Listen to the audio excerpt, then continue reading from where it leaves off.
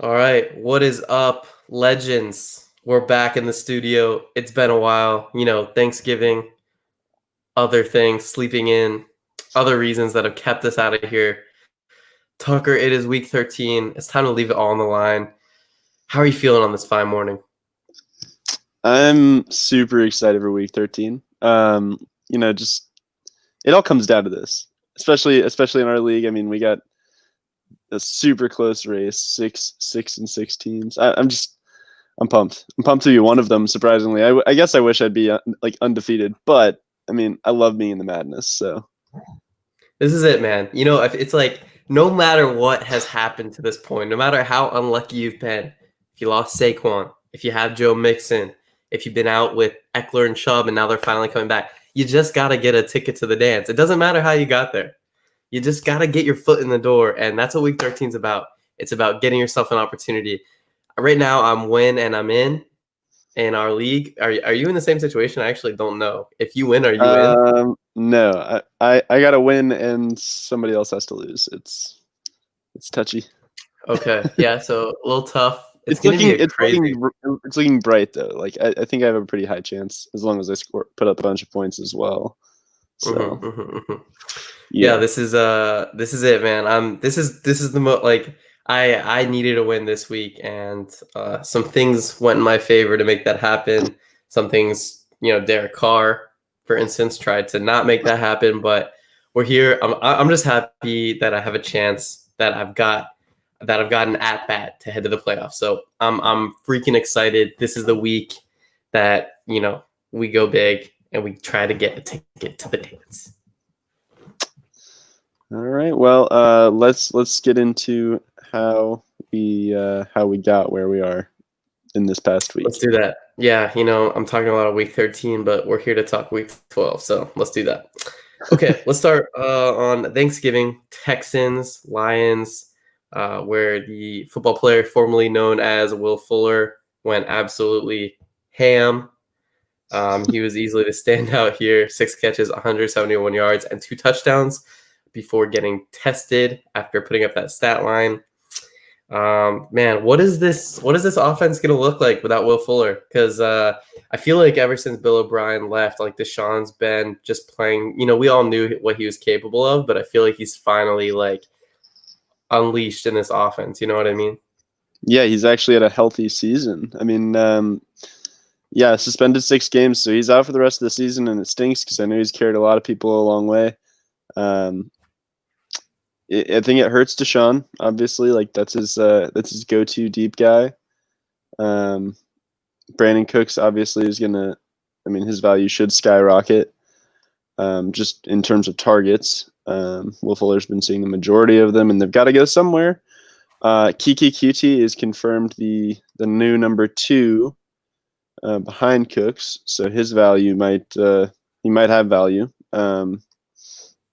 But I'd mainly be interested in Brandon Cooks going forward. I mean, and honestly, maybe a little running back bump for whoever's running the ball, which should be David Johnson. I believe he's eligible to come back from his concussion.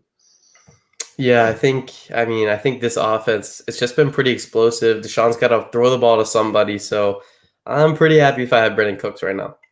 No On the kidding. Lions, yeah, on the Lions side of the ball, they're going to get DeAndre Swift back. So the rest of these Peterson carry on doesn't really matter considering they pretty much made it clear Swift is the guy in this backfield. Swift has made it very clear that he's the guy in this backfield. So I'm just excited to see him back on the field. It's a bummer that we've missed him. The last couple weeks now he's been out. So be looking forward to get him back. And just wondering why they don't feed Hawkinson more. Like, what's the deal? Like, I love to see this. He had 5 catches for 89 yards on 8 targets. Like, why is that not the norm with him? I don't really understand. Like, maybe it's because Galladay was out that they decided to actually pepper him with looks. But I just don't. I just wonder why this doesn't happen more often because he clearly has the talent.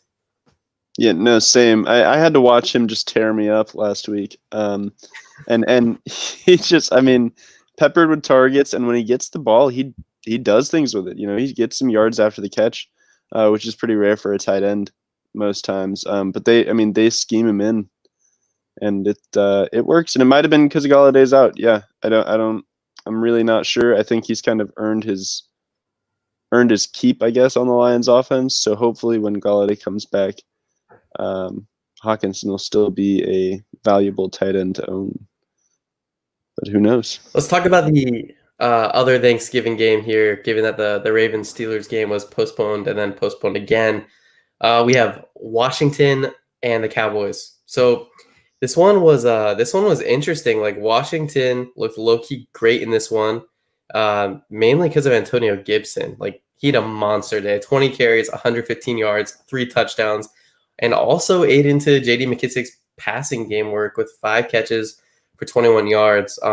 This is what we were wondering if we'd start to see with Gibson. Like McKissic was getting so much of that receiving work. We are kind of hoping that, Gibson would be starting to get some of those looks in the receiving game, given that he was literally a converted receiver in college. So that's great to see. And I mean, 3 touchdowns, he's getting high value touches. So I think Gibson just has rocket ship potential rest of the way. He could be a league winner for people who, stuck it out through the kind of the bumpy ride that it's been for him.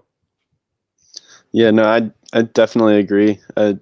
He's another guy who I just had to watch destroy me on Thanksgiving, and it's because he looked good. I mean, he really did. He was running the ball efficiently. He was getting a lot of receptions. I kept every time I look at the TV, he's catching a ball. And if he does fully take over that McKissic pass catching role, I mean, you saw McKissic getting 29 targets in 2 weeks, I think was the stat that I had. And that is phenomenal for a running back. Really like him moving forward. And as long as their defense is playing well, because that's kind of what it takes against these better teams. I think they've got a tough matchup next week. I think they will be forced to pass more. Hopefully those passes go to him, but it may take away from his carries a little bit. You've seen just how valuable Logan Thomas can be, showing off his versatility here with a passing touchdown.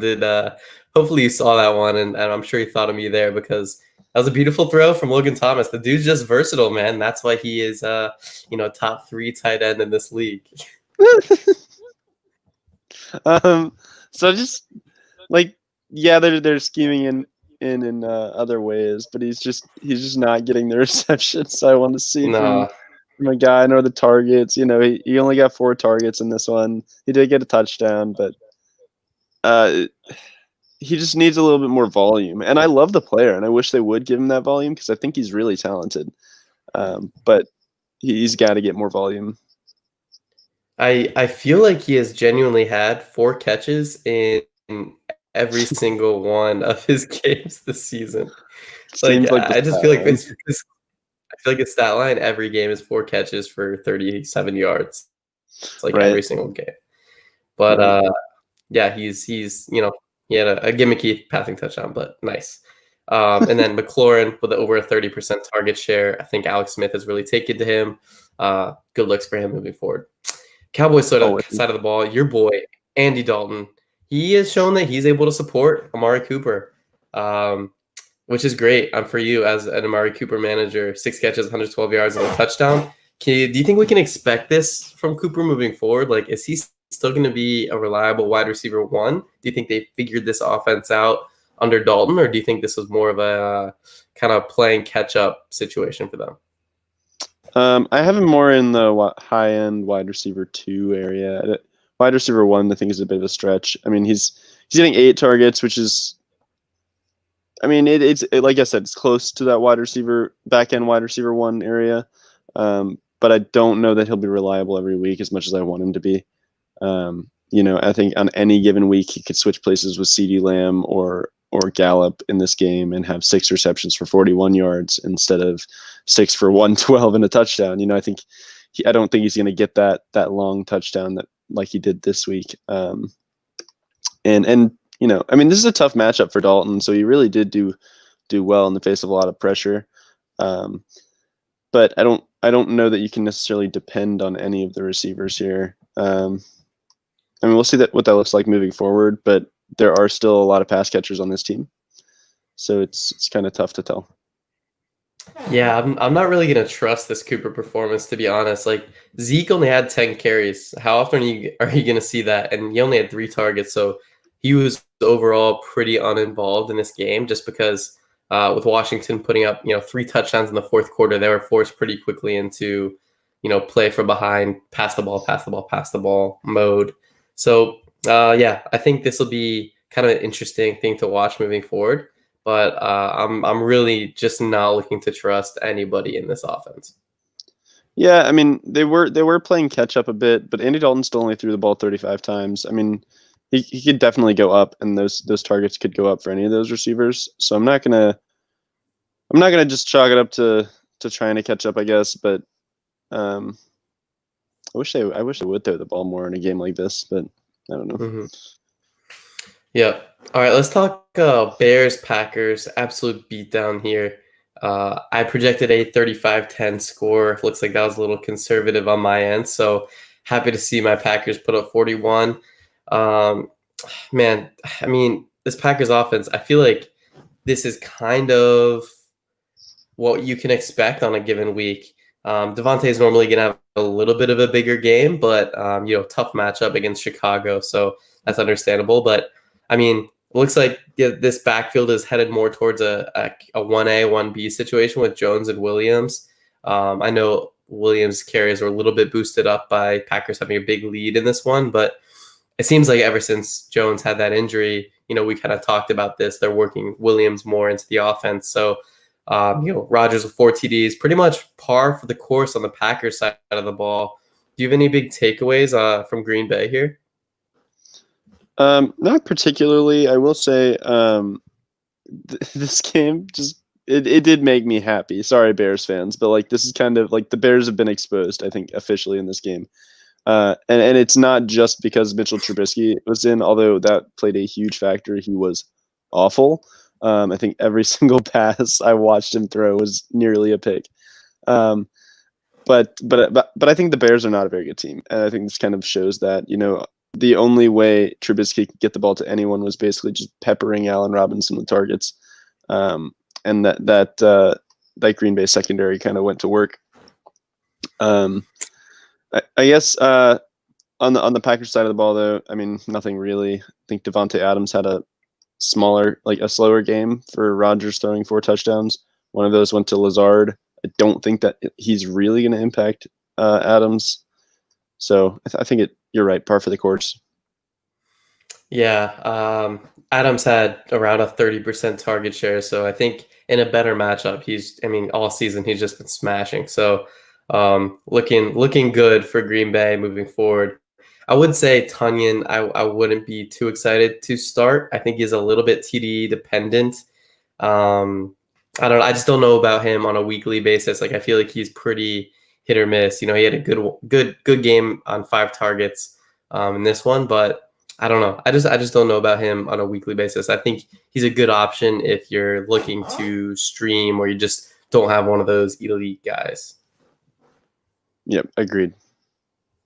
Okay, let's take it away to Raiders Falcons.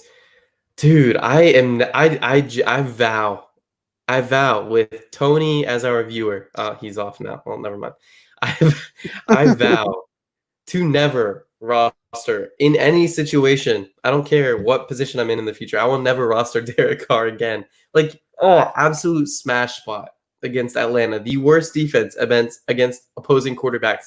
Derek Carr coming off one of the best games of his career against Kansas City. He's playing accurate football. He's pushing the ball downfield. He's not making the mistakes that we're accustomed to seeing him make. I'm like, all right, well, this is an easy stream with Lamar Jackson out. Like, he's going to put up at a minimum, 18 or 20 points. Like, I would never have expected he would get below 15, let alone 1.6. That was heartbreaking. And I know there was a ton of people streaming him out there. So he almost lost me a chance at playoffs. I'm already tilting about it, but I just had to get that off my chest. Super frustrating from Derek Carr. I will never have him on a fantasy team again. That was unbelievable to me. But I digress. This whole Raiders offense, as a result, was not getting it done. Really, you just don't. I mean, there's nothing to say here about this Raiders offense. This was just a bad game overall. I'm not exactly sure why. The matchup was insane. We just gotta hope Josh Jacobs is healthy. I'm hearing he has a chance to return in Week 13. Is there anything you need to say on the Vegas side of the ball, or can we just forget that ever happened and that I ever started Derek Carr? No, I think it's pretty much a wash for all of them. Derek Carr had a QBR of 14.3, which is just abysmal. That's so bad. Yeah, Josh Jacobs, it's just an ankle sprain from what I've understood. So his chance to play this week, we'll see. The worst part is that when I found out Tua was injured and wouldn't be playing, I almost grabbed Fitzpatrick to start him instead of Derek Carr. But I was like, oh, the matchup's too good for Carr. I was just like, I feel like they have similar ceilings with Carr having a better floor. I don't know. I ruined it. Yeah, it stinks, man. I think I would have probably advised him as a streamer too. It's a rough one. Yeah, we would have talked about him on this podcast for sure. Without a doubt. No doubt. Yeah, for sure. Okay. On the Falcons any interest in Devontae Booker or no? Probably not. I do. If Jacobs misses, I'm extremely interested in Devontae Booker. Absolutely. Right. And I think with the game being moved to today, the Steelers-Ravens game being moved to today, you're gonna have a little bit more time to figure out what's going on with Jacobs, and hopefully know before your waivers clear if he is injured. Then Devontae Booker's a great pickup. Yeah, absolutely. On the Falcons side, kind of was expecting a bigger game from Calvin Ridley. Like normally, once Julio has been announced out of the lineup, Calvin just goes off. I mean, he had 9 targets, managed to get a touchdown, but just 6 catches for 50 yards. A little bit disappointing there. But if Julio misses this next game against New Orleans, Ridley's a great start again. He's been a reliable wide receiver 1 anytime Julio's out of the lineup, and like a super high end wide receiver 2 with Julio in. So love Ridley moving forward. I wouldn't, this is still a great week from him, but I know people kind of had monster week expectations, including myself. Outside of that, Dalvin Gurley, Todd Gurley missed this one. So the backfield was split. I mean, Ito Smith had a good day, but hard to rely on either of these guys moving forward if Gurley misses, just because it's such kind of an even split. Is there anything you're taking away from this game on the Atlanta side moving forward? I mean, Gurley and Jones were missing, so kind of hard to have any big takeaways. Yeah, I think anytime Julio misses, Hayden Hurst is a great play. And I mean, only 4 for 48 in this one, but 8 targets. He's going to get those targets whenever Julio's out. And then tell me if I'm wrong. The Falcons don't actually have a good running back on their team, like at all. I think I'm correct. Yeah, no, I agree. Like with Gurley, without Gurley, it doesn't matter. I think they're all just bad running backs. Yeah, I'm not super excited about the Falcons' run game, and Gurley's been just so touchdown dependent that I don't think he's actually getting it done. All right, moving on to Chargers Bills. Yeah, let's move away from that Vegas nightmare. I'm genuinely so mad at Derek Carr as a person like this. But just talk it out, it's just fantasy. Talk it out. It's just fantasy. It's just fantasy. Yeah, keep telling yourself that. Keep trying, buddy. Yeah. I've tried for years. Okay. Yeah. Chargers 17, Bills 27. Take it away. Let's see. We see my boy Austin Eckler come back. Ian Rappaport wrong as usual about him getting a small workload. And he gets 16 targets for 11 receptions. Dude, I'm so mad about Ian Rappaport. Okay, you want to know why I started Austin Eckler this week? Because last week, he was like, Nyheim Hines to get the bulk of the carries. Nyheim Hines got like 5 carries, okay? 5. And I was like, you're a liar. I'm not trusting you ever again. And then he said this week, Austin Eckler was not going to get a full workload. And he got a full workload, for sure. 11 receptions, 85 yards, 14 carries, 44 yards. I mean, just an automatic start if he's getting 16 carries in this offense. And Herbert threw the ball 52 times, so like if he's gonna throw it that many times, let's go. Fire Eckler up every single week. And then Keenan Allen still has an okay day. Does Austin Eckler coming back hurt Allen's value for you? 100%. I'm like honestly very. First of all, respect to you for starting Eckler. I was definitely nervous he'd be on some sort of snap count, given that all week a lot of like the inside injuries people were saying there's just he's not going to play. But I think I heard that Balaj being out kind of had an impact. Like maybe they pushed Yep. Eckler to play a little bit, but yeah, I mean 100%. 16 targets. Like I feel like a lot of those. I mean Keenan Allen's the underneath guy in his offense. He keeps the offense clicking. He's such a great route runner. He's always open underneath. Meanwhile, Mike Williams and Guyton are just the clear out guys. Like, I mean, if Allen's not seeing all those looks and Eckler's going to get, he's not going to get 16 targets every game, but if he's getting some of those looks, like, yeah, that's a problem for Keenan Allen. I mean, he still had 10 targets, so you're happy with it, but I feel like it takes a little bit away from his ceiling. But I love both of these guys. This offense with Justin Herbert is so good and so pass heavy. If you have Eckler, you have a good chance of making like a run late in the season. And if you have Keenan Allen, I'd be, a little disappointed, but I wouldn't be all that worried. 10 targets. I mean, he's getting that every week, even with Eckler getting 16. So I'm not particularly concerned, but I will admit it does take away from his ceiling. Right. Those two plus Hunter Henry gets 10 targets, 7 catches, 67 yards. I think those four.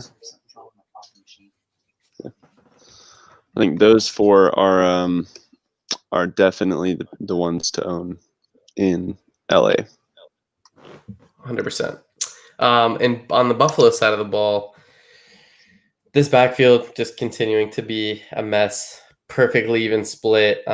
Singletary looked like to be the better of this backfield, but it was close. I wouldn't really be looking to start either of those guys. And then, Stephon Diggs keeps getting those targets, but only 39 yards with 7 catches. So getting used a little bit more underneath than we'd like to see. And Gabriel Davis gets the touchdown. Looks like he's kind of being the deep guy here. So, but Stephon Diggs has just been so reliable, has such a high floor, but would like to see one of those ceiling weeks from him sometime soon. What do you think about Stephon Diggs? Yeah, no, I'm still on board with Stephon Diggs. 9 targets is always good, and I think some days he'll take some of those to the house and have a great day. So I don't think it's anything to worry about that he only got 39. Also, pretty slow day from Josh Allen overall. I mean, they won by a hefty margin, but he only threw 25 passes, completed 19 of them, and Diggs caught 7 of those, which is, that's great. Yeah. Mm-hmm. Okay, let's talk Giants-Bengals. Wayne Gallman has been like sneaky good. Like I didn't realize how good he's been until I checked out like his box scores the last few weeks. He's been rock solid, and it seems like even with Devontae Freeman likely coming back in Week 13, I have to think Wayne Gallman's going to get the majority of the work. It seems like he's kind of taken over the 3-down role here. Do you like Wayne Gallman, or do you think Devontae Freeman slides back in as the starter? He had 94 yards and a touchdown on the ground in this one. Yeah, I actually do like Wayne Gallman. It seems weird saying that, but I mean he's been getting the carries, and especially the goal line carries, which is big for them. I mean, which is also surprising given Daniel Jones likes running. Daniel Jones does get hurt in this one though, pulls a hammy, and Colt McCoy goes in. But yeah, no, I like Wayne Gallman going forward, especially if he's getting these touches. I mean, Devonta Freeman coming back, I don't think they're going to cede a lot of those touches to him. So I mean, yeah, locked in for 15 plus, I think, which is give me that. Mm-hmm. Yeah, and we finally see a good week from Evan Ingram. Like, where'd this come from? 6 catches, 129 yards. What is that? Yeah, he had a couple long catches. Overall, though, I can't get on board with Evan Ingram. He has a lot of drops that I think are pretty concerning. And I don't know. It's a breakout game for him, really good, but I don't know if it's not going to happen every week. I think you can probably chalk a couple of them up to Colt McCoy throwing him the ball, but I don't love him moving forward by any means. Sterling Shepard more so. Yeah, Shepard's been great, but I feel like this just means Ingram's going to get 3 catches for 10 yards next week. Yes, that's exactly how I feel, and so I'm not interested. Bengals without Joe Burrow are just kind of a wash. I mean, at least Allen was able to get T. Higgins a touchdown, but none of these guys are going to be reliable on a week-to-week basis. Even Gio, who did see the majority of the work, but what's that, 8 carries and 3 targets? Like, I don't even want to start Gio anymore. If you have Joe Mixon, I'm holding on to Joe Mixon, knowing that if he does come back, they're going to give him 30 carries a game. Like, he will be their offense because they have nothing else right now. With Brandon Allen at quarterback, they're not going to get anything going in the passing game. So as it stands now, just Higgins, Tyler Boyd, Gio, they all take a huge hit without Joe Burrow under center. Are you starting any of these guys like comfortably? Like I would say T. Higgins is probably the reliable one, but do you want to start him moving forward? Yeah, I don't even know that I can start him comfortably. Losing Joe Burrow for this offense is just heartbreaking for so many reasons. T. Higgins, I mean, he salvaged his day with a touchdown, but I don't know. If you watch the touchdown, it wasn't a good one necessarily. I mean, I don't know. He had other options to go to. He just chose Higgins. But I mean, if he doesn't get that touchdown, his day is a wash. I would not be able to start any of them comfortably. No. I think I'd go for the bench first. Agreed.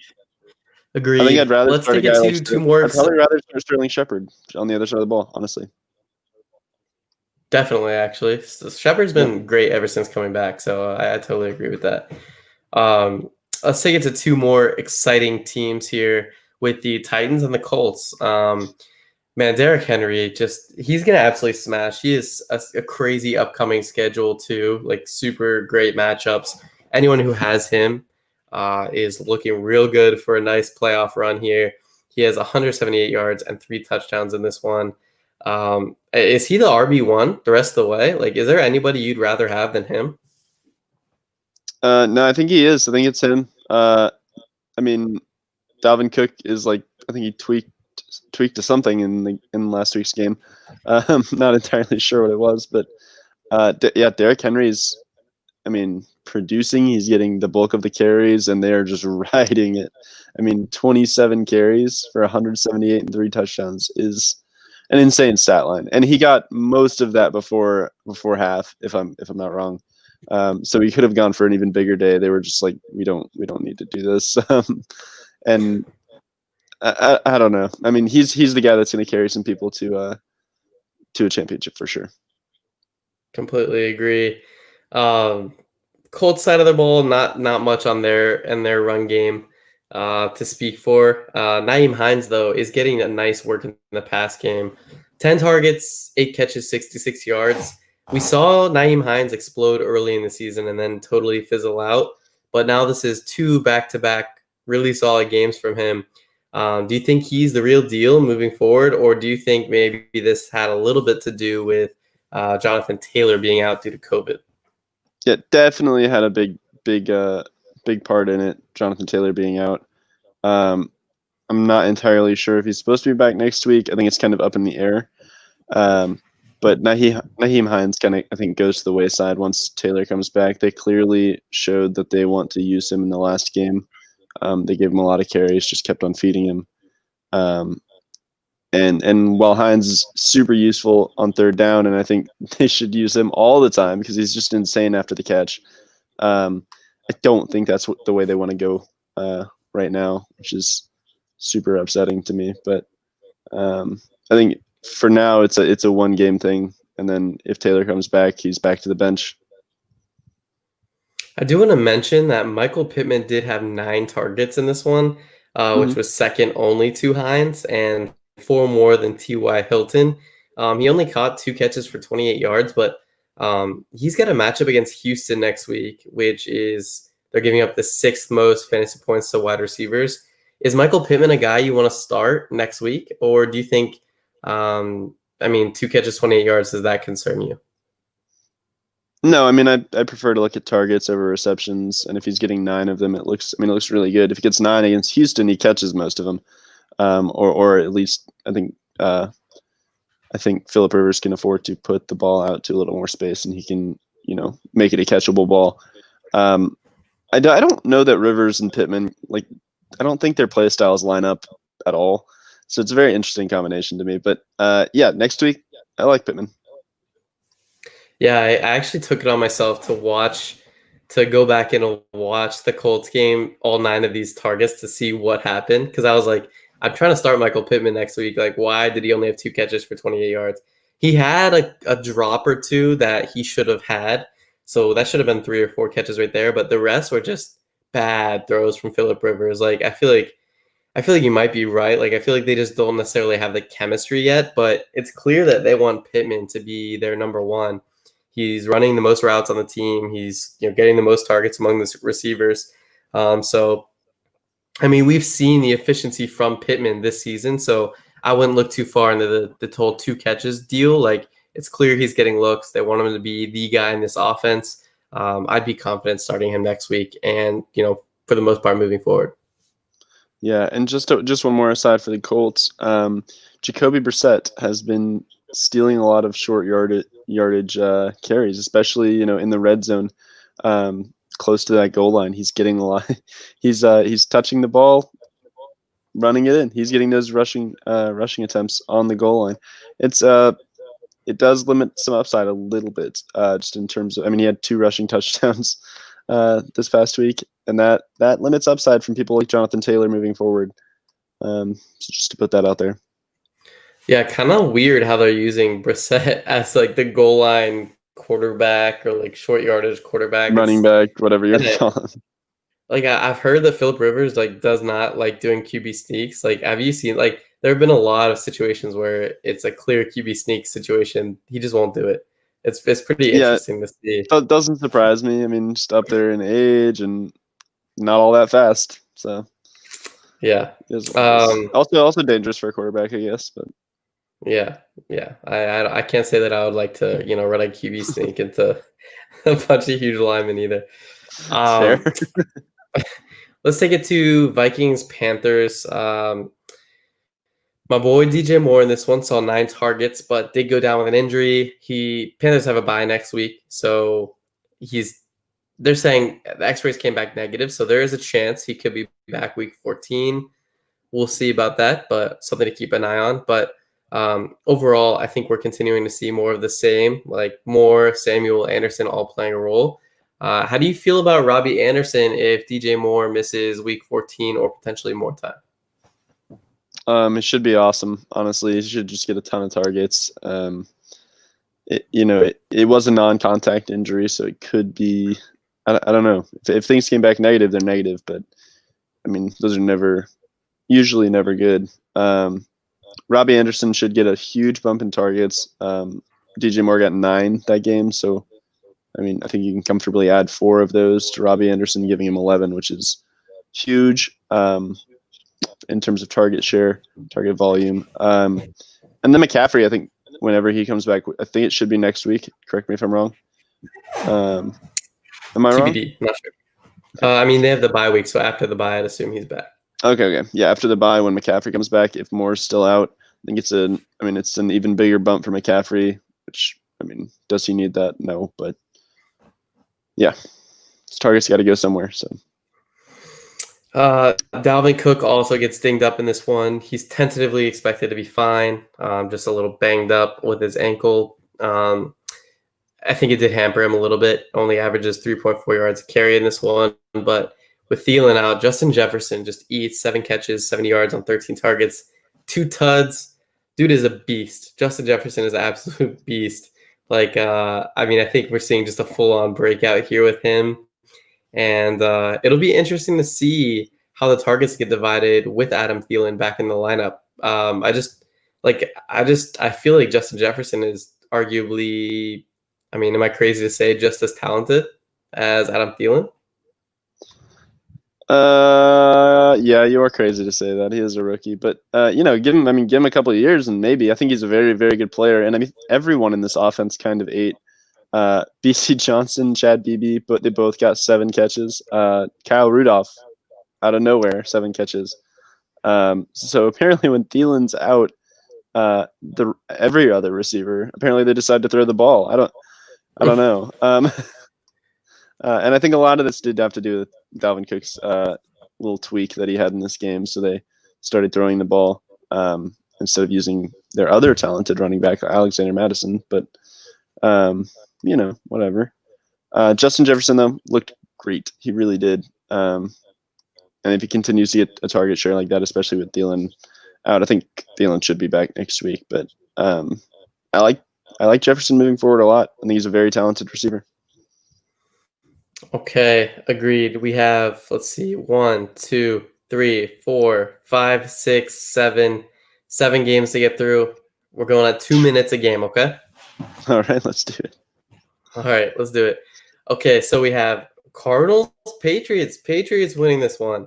Like, okay. Cardinals, I mean, Kyler Murray with only 170 yards, throws a pick, only 31 yards on the ground. And then Hopkins with 5 catches, 55 yards. Hopkins has been low-key, like, he had a great start to the season, but he's been low-key, like, a little bit quiet lately. I mean, what are your expectations for him the rest of the way? Because it seems like they're spreading the ball out more in Arizona than they were early in the year. And I honestly expect that to continue. It seems like that's where they want to be with that air raid offense. Yeah, it's weird. A lot of it has to do with Kyler Murray. It's just his level of play has kind of gone down. I think a lot of it has to do with his rushing attempts. I mean, he had 5 carries here, and he's not. They're not. I don't know if they're not letting him, not scheming it, but he's not running the ball as much as he was, and he's not running. I would say as effectively. But Hopkins, I think, has time to bounce back. I think he will bounce back. Patriots always take out the best weapon, and he's the best weapon. So I think look for him to bounce back next week. I have to think the shoulder could be bothering Kyler a little bit too. Probably, yeah. And then Patriots side of the ball, they're just going pretty run heavy here. But your boy Jacoby Myers does get it done with 5 catches and 52 yards. You'll take that. I mean, any big takeaways here on the Patriots side of the ball? James White had 5 carries, 2 touchdowns. I think he had only 1 reception, but for whatever reason, they decided to get him involved on the goal line, which, okay. I wouldn't look into it, though. It's not a lot of touches. So, yeah, not going to be super reliable there. All right, with Fitzpatrick at the helm, the Dolphins were able to manhandle the Jets. Fitzpatrick just really, I feel like, opens up this offense. I mean, we haven't seen Tua really get the chance to air it out, but Fitzpatrick does a great job for Devontae Parker. I feel like whenever Parker is in the lineup and Fitzpatrick's at QB, he's going to put up a great game. You're a Devontae Parker manager. How are you feeling with Fitzpatrick at the helm? Oh, anytime Fitzpatrick's starting, I think Devontae Parker's a locked and loaded wide receiver too. At the least, with honestly with 1 upside. I mean, 14 targets is not something he's going to see with Tua. If Tua's in, he might ride my bench, but if Fitzpatrick's in, he's absolutely starting in my lineup. And I don't know. Tua's just not he's a very conservative quarterback right now. I think probably because he's still young in it. Because he wasn't really that at Alabama. He would take shots. I hope he eventually works towards that. But with Fitzpatrick, yeah, give me Parker all day. It looks like the Jets have kind of gone away from peppering Jamison Crowder with targets, and I think that has a lot to do with Rashad Perriman being healthy and Denzel Mims kind of breaking out as a rookie here. Both of those guys saw 8 targets to Jamison Crowder's 5, and that was with Darnold back in the lineup. We kind of thought that was a Joe Flacco thing, but I think that's a fundamental shift in this offense to include more receivers. So what is your prediction for Jamison Crowder the rest of the way? Is he a wide receiver 3, wide receiver 4, or better? Probably back in the wide receiver 3 area. I mean, he's dropping a lot for sure, which is a shame because I do think he's actually a good player for being on the Jets. But they like Denzel Mims, they like Perriman for whatever reason, but they're getting it done. So yeah, don't don't love Crowder. Hopefully, I'm not starting any Jets at all. Even Frank Gore, who had 18 carries for 74 yards, I'd rather not start any of them. But Gore could be reliable moving forward. Let's talk Browns, Jags. Great games from Nick Chubb. Great game from Jarvis Landry. That's what you like to see if you have either of those guys on your team. I honestly, it just seems like Mayfield really likes throwing to Landry, and now that OBJ is out of the lineup, like he can just pepper him. Like I feel like OBJ hasn't had a game like this really. 11 target, 8 catch game in the Browns offense. I feel like it's more closer to like 10 or 11 targets and 3 catches. I just feel like Landry and Mayfield have that chemistry. So I feel like this was a good position for them to be in. So those numbers are inflated, but it's definitely good to see one of those ceiling games from Landry. It feels like it's been a while since we've had one of those.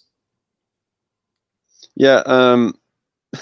I think it's going to take a competitive game against a bad team for them to really, like for Baker especially, to really take off and do well.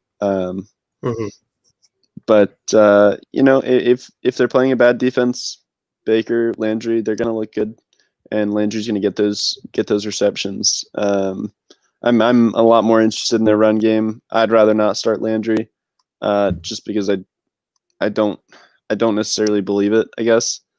But Nick Chubb, I'll start him every week. Kareem Hunt on the other side, just 10 for 62.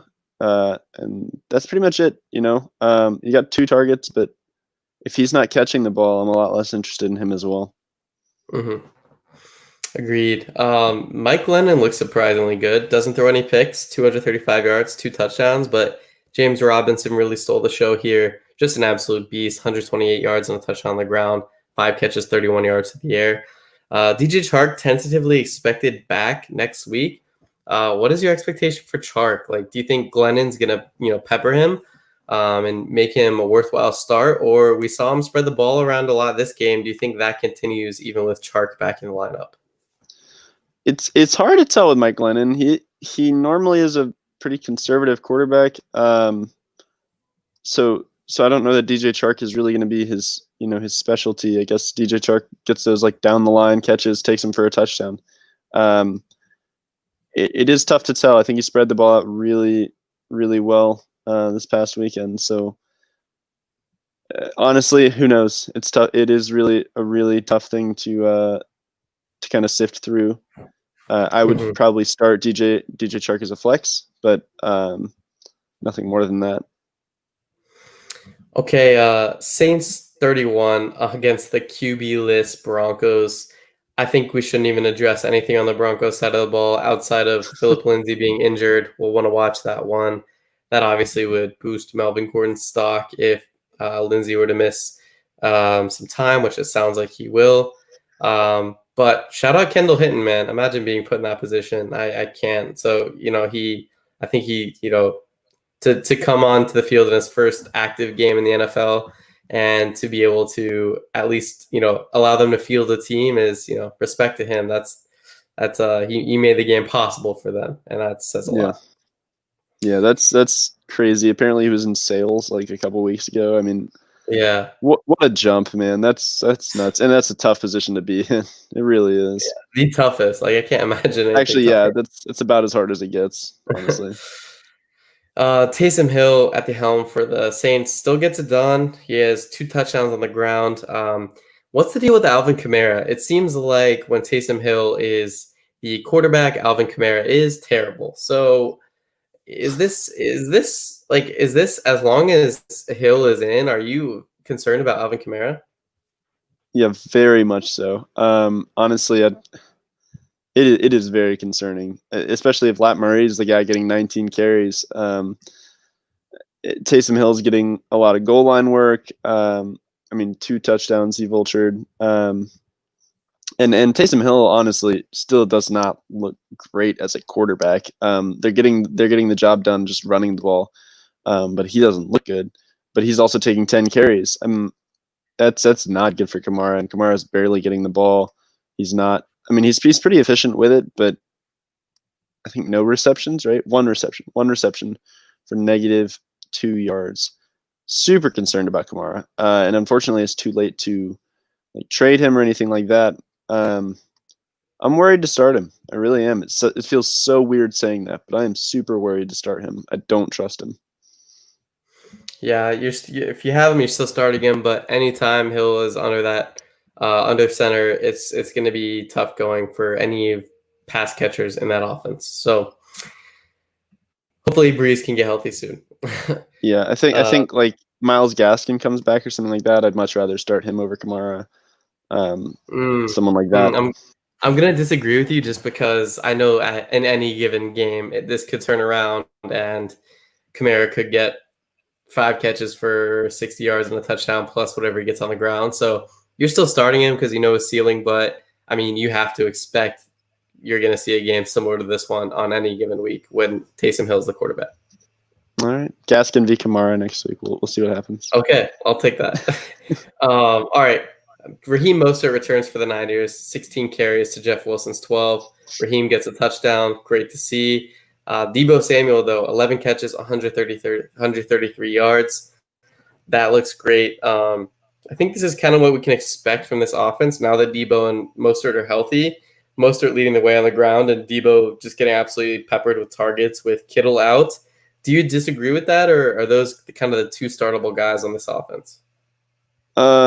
Yeah, I mean, right now until he's back, and then Ayuk kind of puts a dent in Deebo's targets, obviously. But I think Deebo's still, I mean, he's just phenomenal after the catch, super efficient. So I think Deebo's probably still startable, but I do think his value drops a little bit. You're not going to see what you saw this game every game. But yeah, those two I like moving forward, and Ayuk when he comes back.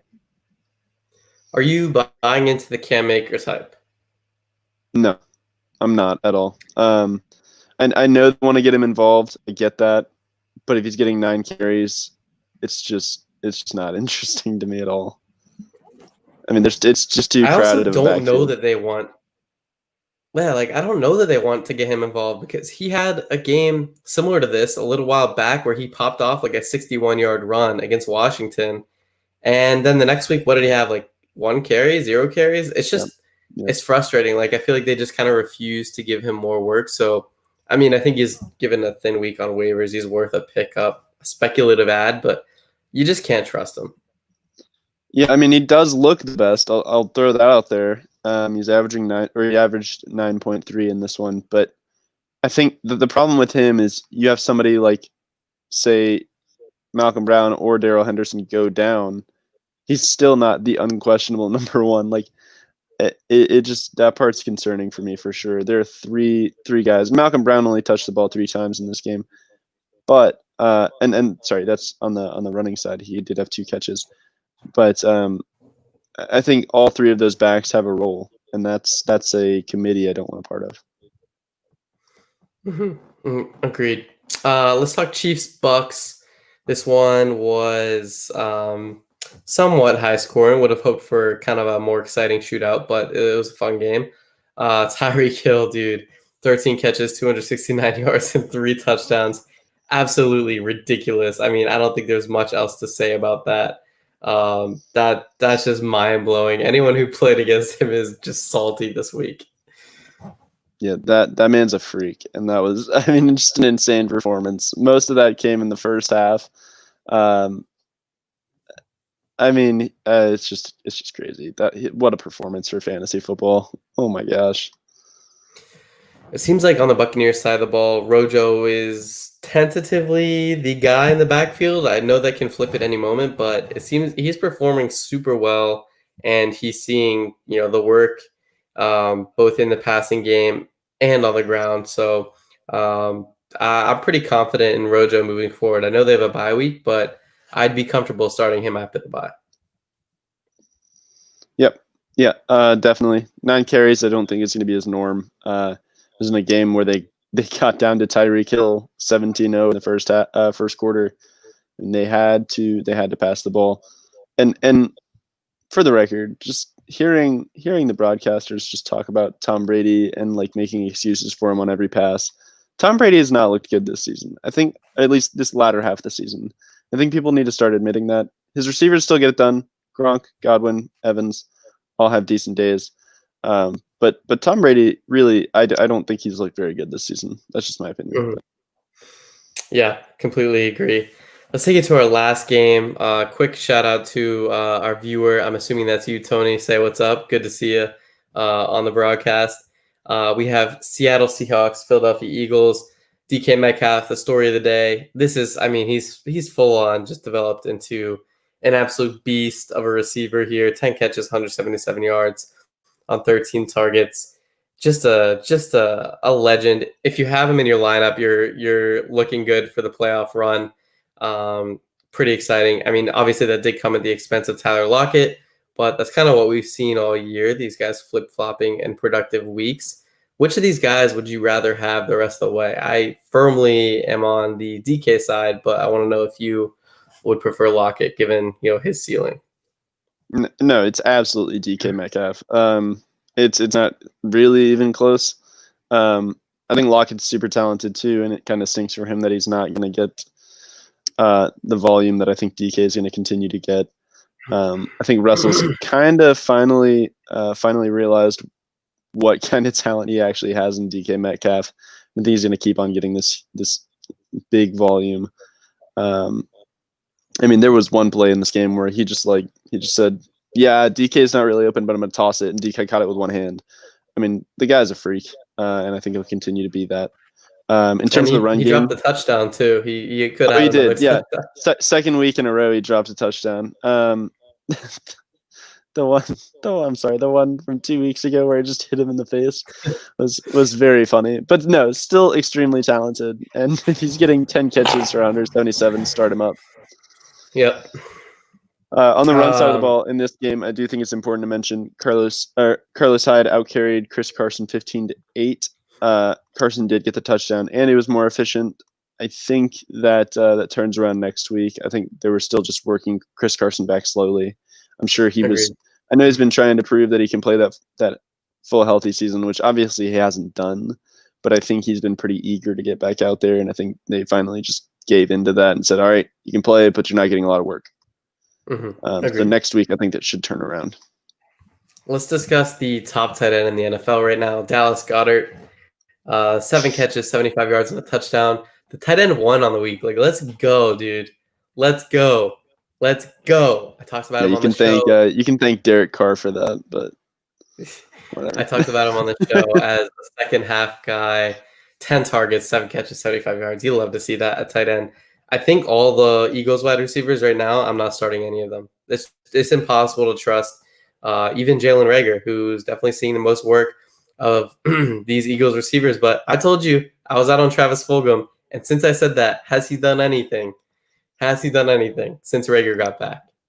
No, but you also said you're in on Reagor, and he really hasn't done anything either. Good point. I'll take the L there, but that's definitely true. But at least Reagor's seeing 7 targets. Fulgham doesn't have a hope with 2 targets. I mean, Alshon Jeffrey saw more than Fulgham. So Reagor, I mean, you can cut him if you want, but I'm still holding on just because he's seeing the most work of these receivers. So if the Eagles are able to turn it around, I would expect him, being a rookie, to improve as well. But sure. I want to see Jalen Hurts at quarterback. Oh my gosh, yeah. No, Carson, I would say similarly to Trubisky, honestly, was almost throwing an interception or getting sacked on every single play. He looks really bad. He salvaged it with, a couple touchdowns, but he looks really, really bad. And I don't, unless it's Dallas Goedert, I guess, I don't really want a piece of this offense at all. Keep it all away. This is gross. Agreed. All right, let's wrap this one up here, Tucker. It's been a great week 12. I'm glad we got to get back in the podcast studio here. Any closing comments as we head into week 13? Good luck in your playoff or your pre-playoff matchup, your last one. I think playoffs should be starting week 14 for most people. It's going to be a good one. I'm super excited. We're going into the Ravens-Steelers game today. Hopefully that'll I mean, be huge for some people, and hopefully don't crush too many people's dreams. But no Thursday game, by the way. Just throwing that out there as well. Good point. Good point. We'll be back at it previewing week 13 later this week. Yeah, baby. All right. Peace. Thanks for joining, whoever joined, and we'll see you next time. Outro music.